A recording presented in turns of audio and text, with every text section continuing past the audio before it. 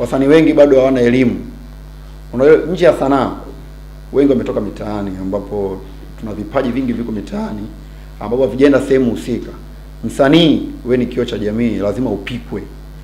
Namna gani ambavyo utatoa approach yako kwenye jamii, namna gani ambavyo utaishi nao watu, namna gani ambavyo utaendea mambo yako. Umeona ukiwa msanii. Sasa hii elimu haipatikani hivi, ni lazima uende vioni vya muziki. Ukiangalia wasanii wengi waliotoka kwenye vyuo vya muziki Bagamoyo na sehemu mbalimbali, kwanza na nidhamu. Ukishakuwa na nidhamu utajua nini ufanye kwa wakati gani. Umeona? Kwa hiyo dada yangu hapa anajaribu kumtetea kwa namna moja ama nyingine, lakini pia kama alifanya kwa nia mbaya kwa ajili ya kutapeli, hiyo pia sio kitu kizuri. Sababu inategemea na viongozi wa sanaa wanaosimamia hii sanaa kuangalia namna gani msanii anapoingia kwenye game, wamuite karibu, wampime hata akili pia. Unajua kuna wasanii wapo wengi tunawajua, ukiambiwa huyu jamaa vitu anavyovifanya na jina lake lilivyo ni vitu vile tofauti. Kwa tunafanya challenge za kuhojiana kwamba juzi hapo kulikuwa na tuzo za nini comedy hapa, na si watu angalie watu tuzo zetu, tunafanya content kama hizi kwa sababu ni content nzuri hasa kwa sisi Tifotati ambayo kwa upande wetu. Yaani ukiangalia sisi content zetu ni content ambazo yani hata mheshimiwa Samia Rais wa Tanzania anaweza akaangalia clip yetu, anaweza akaburudika, akacheka na akafurahi kwa sababu content zetu sio ambazo yani ukiangalia mpaka uende chumbani ujifiche uangalie peke yako, content sio kuangalia na mtu wa pembeni. Yani creator hiyo na hiyo kweli nishautana nao nyingi sana watu wanaona. Hata watu wakaenda tunasema nyinyi mnafanya hivi kutafuta mademu. Hiyo siwezi kusema kweli au sio kweli kwa sababu wapo na tabia ya mtu, watu ambao wanafanya kweli hapo ndio kama vile nitakuposti utatrendi kwa vipi, mwisho wa siku hapo mtu anaomba mzigo, kitu ambacho sio kizuri. Kwa hiyo hapo ambao wanafanya hivyo na hapo ambao hawafanyi hivyo. Lakini tunajitahidi sana walau tukienda location na tukose hata 100,000 mfukoni. Hiyo ni kwa ajili ya mtu anauliza swali unampa hela kidogo 3,000, 5,000, 10,000, 20,000.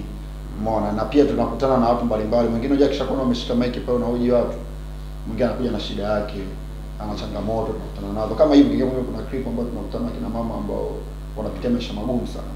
Kwa hiyo tunalazimika kuwasaidia kwa sababu unajua kutoa nao ni moyo. Hii ni exclusive. Huu mwezi wa 8 kama wa 7 tunataka tufanye tour at Tifotati.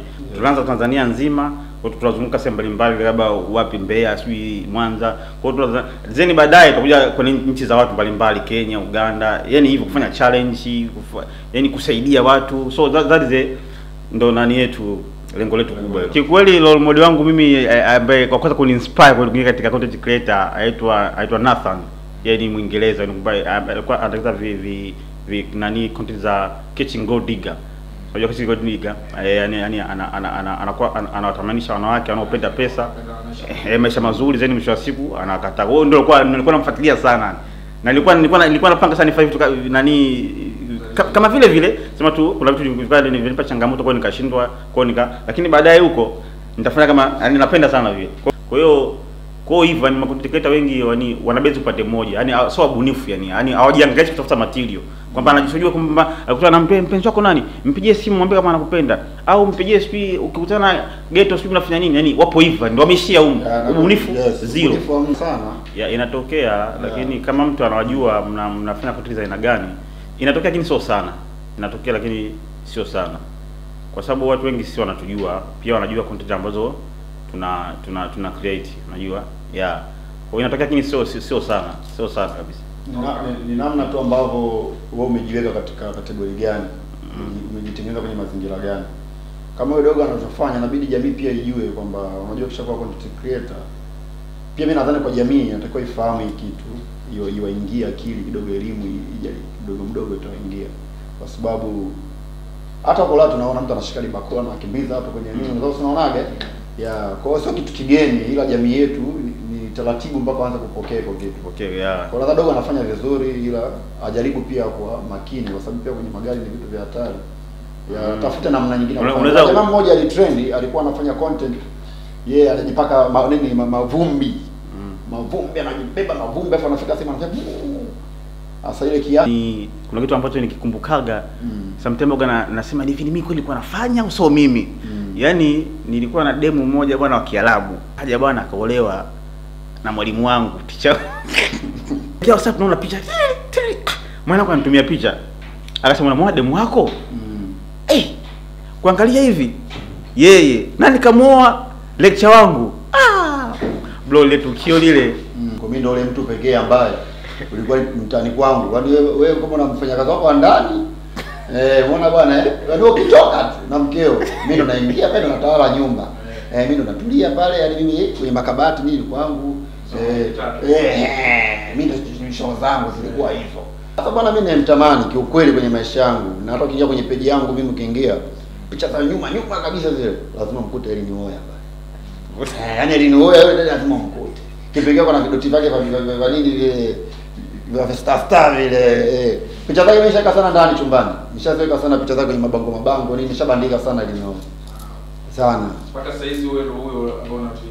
Yaani mimi huyo tu ndo akiniani wangu yupo. Mimi natafuta kwa ajili yake. Yaani ajue kabisa kwa maana kuna kijana huko anaitwa Mr Promise.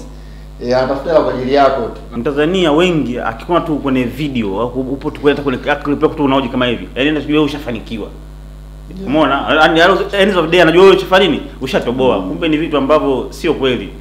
Sometimes tunakosa dira ya kula, lakini inakuwa ni siri yetu. Yaani mimi nasoma sana bro kutafuta content. Yaani mimi si na ndio maana mwaka nilisema kwamba makoteketa wengi wa bongo sio wabunifu. Yaani wamebezi katika sehemu moja kwamba idea za mapenzi, sijui mpenzi wako ukikutana naye, yani wapo jambo fulani ndio yani wapo huko kwenye mapenzi. Wanachoamini kwamba wenyewe mapenzi ndio wakifanya content za mapenzi au wakitukana basi ndio content zinaenda. Kumbe sio kweli. Mimi ukiingia hata kwenye Instagram yangu kuna content za aina tofauti nyingi yani. Yaani ambapo ukiangalia yani you can't believe nipo different. Zinaelimisha, zinaburudisha, ni challenge, yani kisia challenge ni challenge kweli. Ya kwanza sisi dola 200 hivi. Dola 200. Sasa sisi tulifanyaga nini? Yetu ya kwanza tunaenda kutoa ndio tunapata la Facebook mara ya kwanza hatuamini. Mwezi mzima tumepiga mbunge vinoma. Dola 200. Alafu tunaenda siku hiyo kitu kimepiga bani. Hawezi kutoa. Tunakaribisha pia waje kwenye page zetu Titi4Tat. Tunaweza tukawapa elimu kwa sababu Facebook nadhani sisi ndio watu wa kwanza Tanzania ambao tutakuwa tulianza kulipa kabla mtu yote. Hiyo tunaamini. Kabla Facebook inaanza tu kulipa sisi ndio watu wa kwanza kwenda kutoa. Kwa tunaamini kwamba sisi ndio watu wa kwanza Tanzania kuanza kulipa kwenye Facebook. Na utaalamu wote tunao sisi, waje huku. Tupeleke watoto shule. Sasa jamani, sasa hivi elimu ndio kila kitu. Umeona bwana, kwa content creator lazima ujue lugha. Ujue Kiingereza, ujue Kifaransa, ujue Kiswahili vizuri fasaha. Hivyo. Kwa hiyo mimi kitu ambacho naweza nikawaomba waondokane na uoga. Uoga ndo umaskini. Mtuangalie content creator, si mtuangalie serikali tunalia na nyinyi, mtuangalie kwenye hizi tuzo jamani, msimu unaokuja na sie tuwemo. Tunakuomba sana ndugu yetu, kaka yetu Ommy Dimpoz, tuangalie vijana wako huku.